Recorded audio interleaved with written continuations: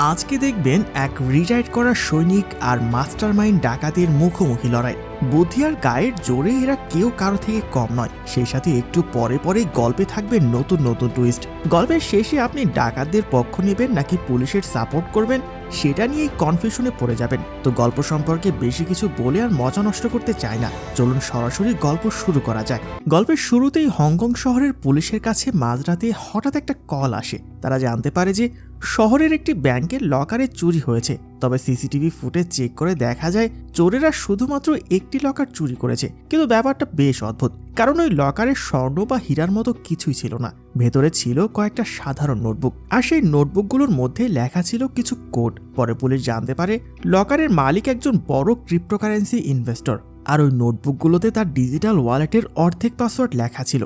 আর এই অর্ধেক পাসওয়ার্ড চুরি হওয়ায় তার $50 মিলিয়ন ক্রিপ্টোকারেন্সি এখন যে কোনো সময় চুরি হয়ে যেতে পারে।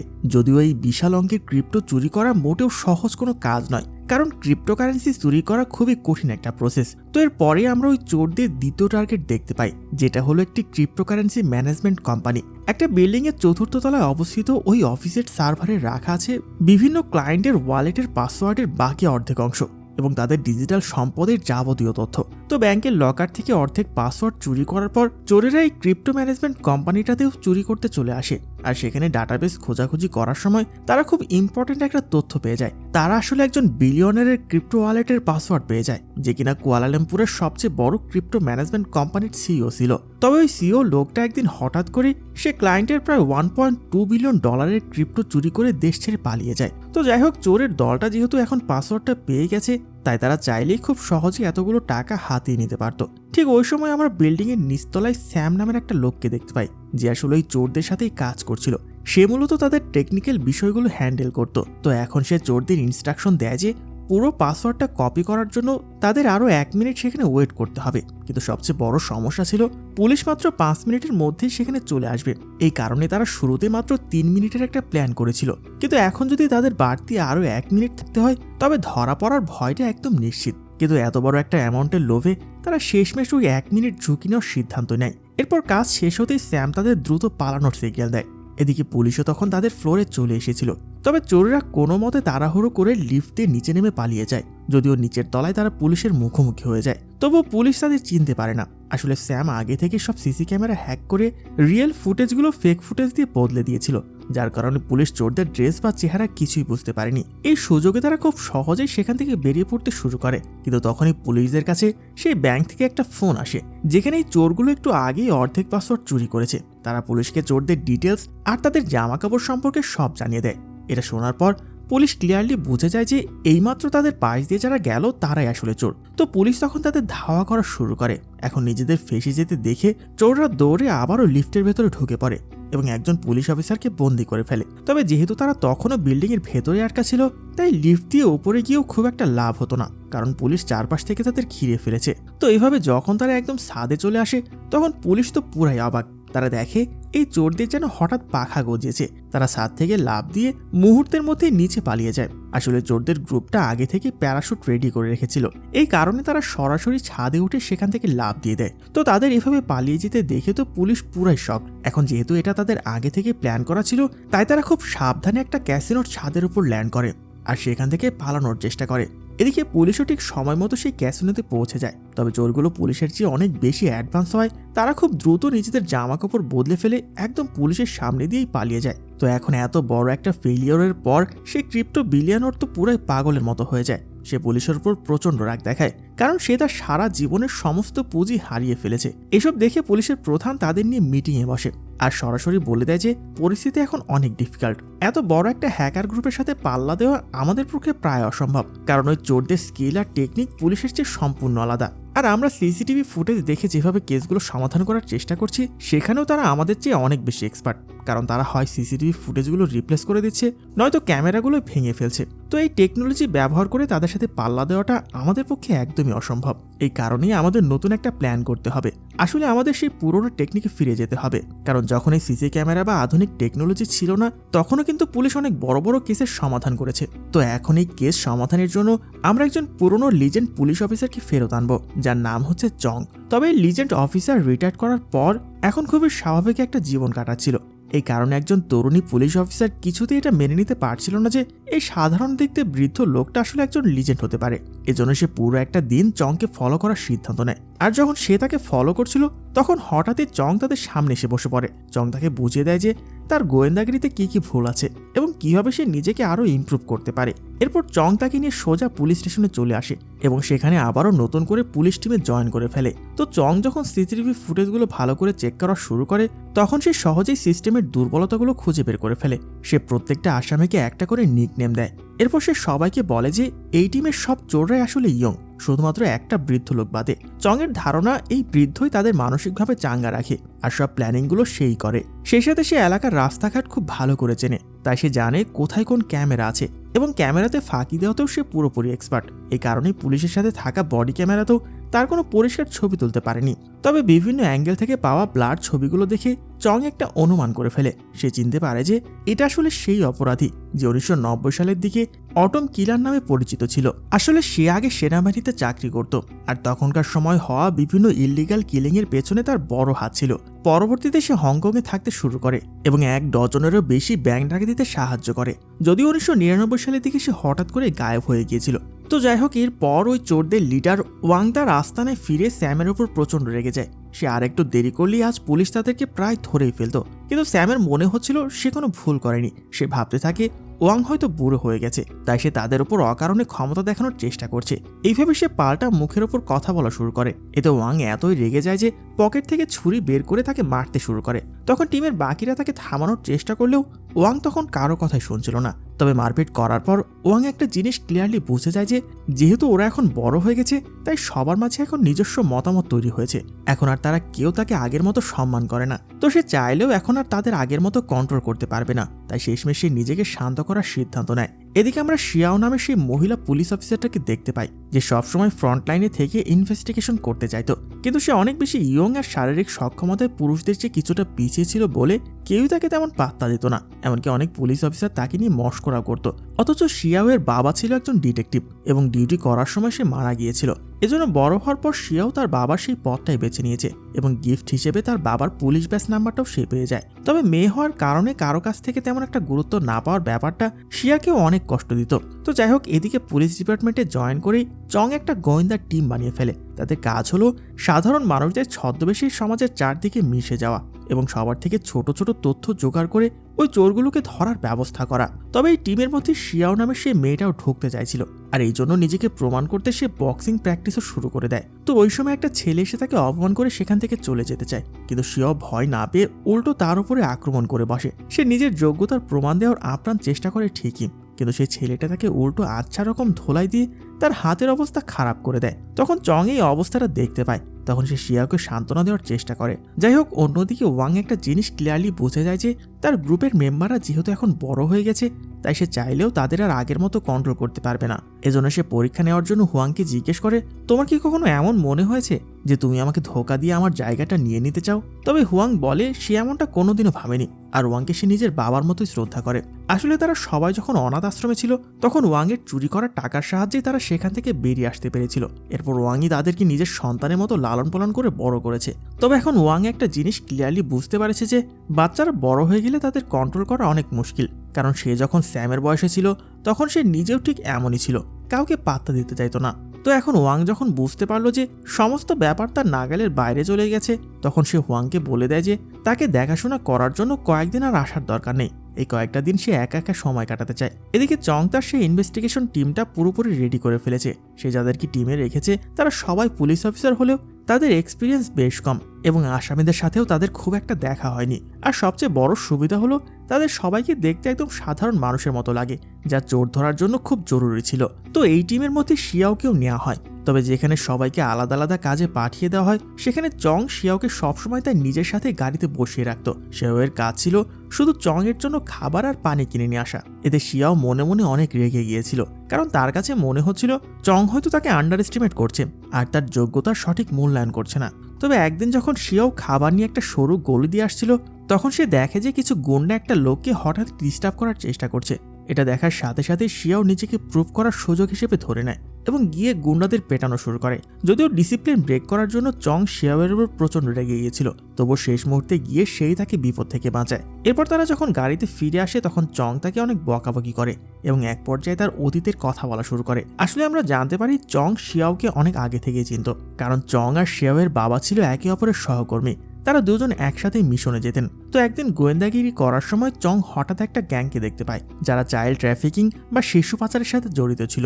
যদিও নিয়ম অনুযায়ী চং এর উচিত ছিল নিজের পরিচয় গোপন রেখে অর্ডারের জন্য অপেক্ষা করা, কিন্তু চং তখন হিরোগিরি দেখাতে গিয়ে সেই গ্রুপটাকে একাই ধরার চেষ্টা করে, আর এতে তাদের পরিচয় ফাঁস হয়ে যায়। তবে যখন গুন্ডারা চংকে মারার জন্য গুলি ছোড়ে তখন চং এর বদলে শিয়াওয়ের বাবার গায়ে গুলি লাগে এবং সে সেখানে মারা যায়। ঠিক তখন থেকে চং একটা জিনিস ক্লিয়ারলি বুঝে যায় যে মিশনে অর্ডারের বাইরে গিয়ে হুটহাট কোনো কাজ করাটা কতটা বিপজ্জনক। এখন শিয়াও যখন এই পুরো ব্যাপারটা জানতে পারে তখন সে নিজের বাবার জন্য অনেক প্রাউড ফিল করে, কারণ এই প্রথমবার সে তার বাবার মৃত্যুর আসল কারণটা জানতে পেরেছে। সে নিজেও এখন বুঝতে পারে যে অর্ডার ফলো না করে সে কত বড় ভুল করেছিল, আর তাই সে নিজেকে শুধরে নেওয়ার সিদ্ধান্ত নেয়। এদিকে তাদের গাড়িটা যখন বাজারের ভেতর দিয়ে যাচ্ছিল ঠিক তখনই চং হঠাৎ সন্দেহজনক একটা লোককে দেখতে পায়। সাথে সাথে সে পুরো টিমকে অ্যালার্ট করে দিয়ে বলে যে ওয়াংকে দেখা গিয়েছে। তো সবাই তখন একদম সতর্ক হয়ে যায়। তবে মুশকিল হলো ওয়াং ক্যামেরাকে ফাঁকি দিতে এতটা এক্সপার্ট ছিল যে কোনো ক্যামেরায় তার চেহারা ঠিকঠাক মতো ধরতে পারছিল না। এজন্য পুলিশকে এখন পুরোপুরি সেই গোয়েন্দাদের উপর ভরসা করতে হবে যারা সরাসরি ওয়াংয়ের সামনে গিয়ে তার ফেস রেকর্ড করে নিয়ে আসবে। কিন্তু ওয়াং আসলে পুলিশের চেয়েও এক ধাপ বেশি চালাক। সে ইতিমধ্যে সেই গোয়েন্দাদের পরিচয় আর চেহারা জেনে ফেলেছে। তাই গোয়েন্দারা যদি ওয়াংয়ের খুব কাছাকাছি চলে যায় তবে সে সাথে সাথে সন্দেহ করে ফেলবে এবং সেখান থেকে পালিয়ে যাবে। এই কারণে পুলিশ তার সামনে যেতেও পারছিল না, আবার দূর থেকে চেষ্টা করেও তার ফেস ক্যাপচার করতে পারছিল না। তো চং এই কাজটা ফাইনালি শিয়াওকে দিয়ে দেয়, কারণ শিয়াও ছিল একমাত্র ব্যক্তি যাকে এখন পর্যন্ত ওয়াং নোটিস করতে পারেনি, কারণ সে সবসময় চং এর সঙ্গে গাড়িতে ছিল। তো এরপর শিয়াও যখন ওয়াংয়ের কাছাকাছি পৌঁছায় তখন সে একটু ভয় পাচ্ছিল, কারণ সরাসরি তাকালে হয়তো ওয়াং তাকে চিনে ফেলবে। এজন্য সে মাটিতে ফ্ল্যাশলাইট জ্বালিয়ে কিছু একটা খোঁজার নাটক শুরু করে। আসলে তার প্ল্যান ছিল গ্লাসে প্রতিচ্ছবিতে ওয়াংয়ের চেহারাটা দেখে নেওয়া এবং কনফার্ম হওয়া যে এই লোকটা আসলে ওয়াং কিনা। তো যখন ওয়াং তার পাশ দিয়ে ক্রস করে তখন শিয়াও তার চেহারা দেখে নিশ্চিত হয়ে যায় যে এটাই তাদের টার্গেট।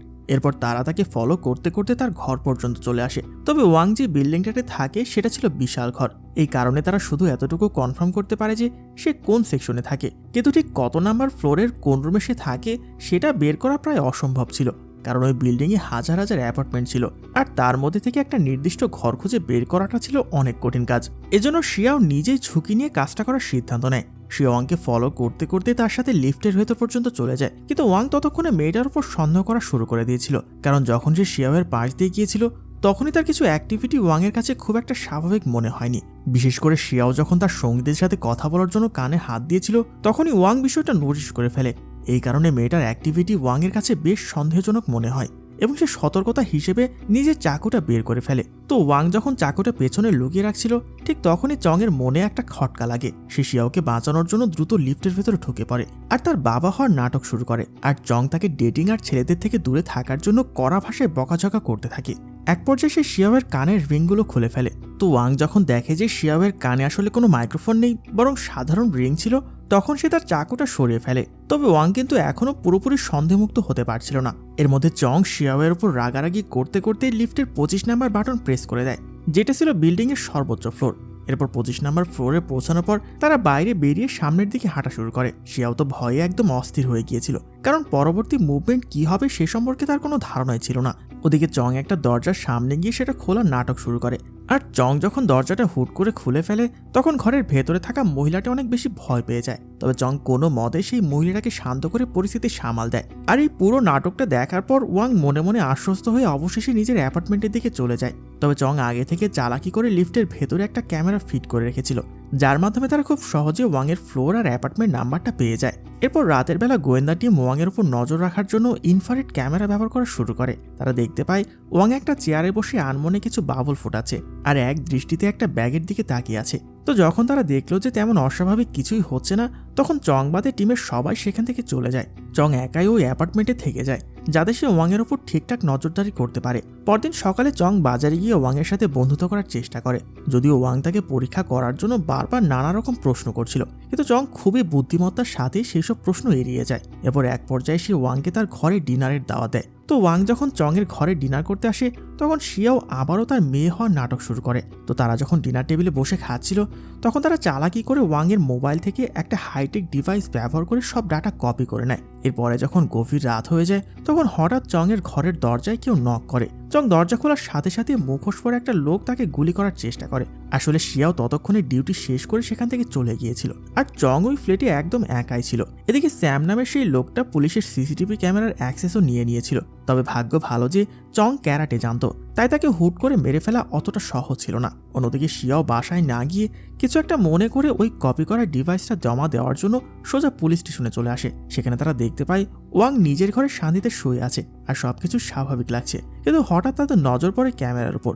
তাদের মনে হয় ফুটেজে কোনো একটা সমস্যা আছে, তাই বিপদ বুঝতে পেরে চংকে বাঁচানোর জন্য তারা সবাই ওই ফ্ল্যাটের দিকে দৌড়াতে শুরু করে। স্যাম যখন দেখে পুলিশরা ফ্ল্যাটের দিকে আসে, তখন সে চংকে মারতে আসা লোকটাকে সাথে সাথে ইনফরমেশন দিয়ে দেয়। পুলিশের হাত থেকে বাঁচতে যখন সেই লোকটা চংকে না মেরেই একরাশ হতাশা নিয়ে বিল্ডিং থেকে নিচে লাফ দিয়ে পালিয়ে যায়। তো আমরা জানতে পারি যে ওয়াং আসলে এতটাই চালাক ছিল যে তাকে ধোঁকা দেওয়া প্রায় অসম্ভব। সে অলরেডি জেনে গিয়েছিল যে চং আর তার মেয়ে শিয়াও আসলে পুলিশ অফিসার।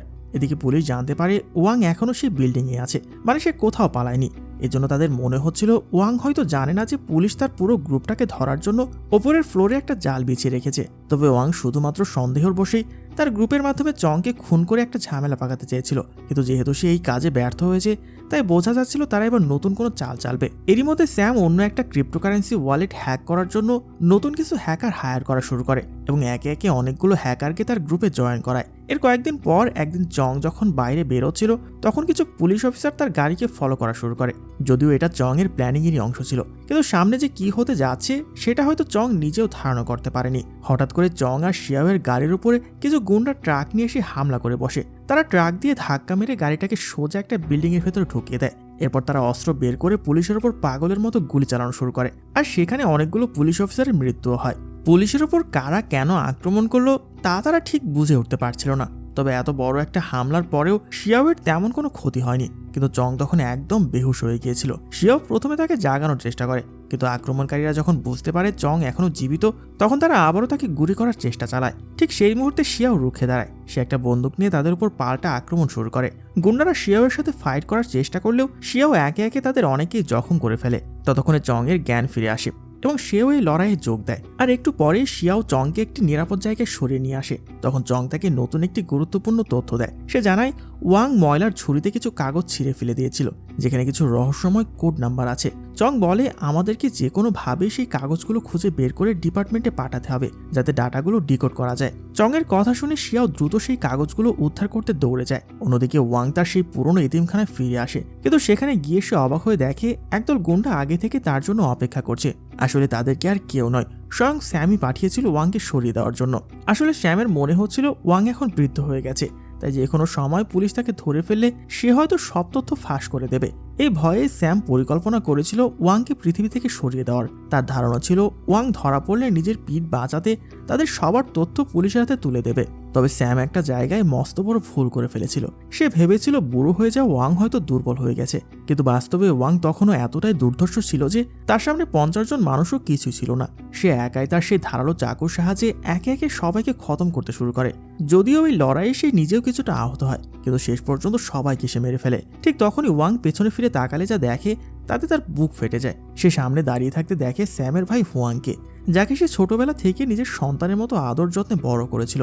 ওয়াং কল্পনা করতে পারেনি যে হুয়াং তাকে এইভাবে ধোঁকা দেবে, তাই যন্ত্রণায় সে চিৎকার করে ওঠে। আসলে হুয়াং মনে প্রাণে কখনোই তার বাবার মতো এই মানুষটাকে মারতে চাইছিল না, কিন্তু যেহেতু স্যাম এখন গ্রুপের হর্তাকর্তা হয়ে উঠেছে, তাই টিমের বাকি সবার ভালোর কথা চিন্তা করে সে স্যামের আদেশ পালন করেছে। তাই বাবার মতো মানুষটাকে হুয়াং প্রথমে কাপা গলায় সরি বলে, আর এর পরপরই হুয়াং সরাসরি তার উপর আক্রমণ করে বসে।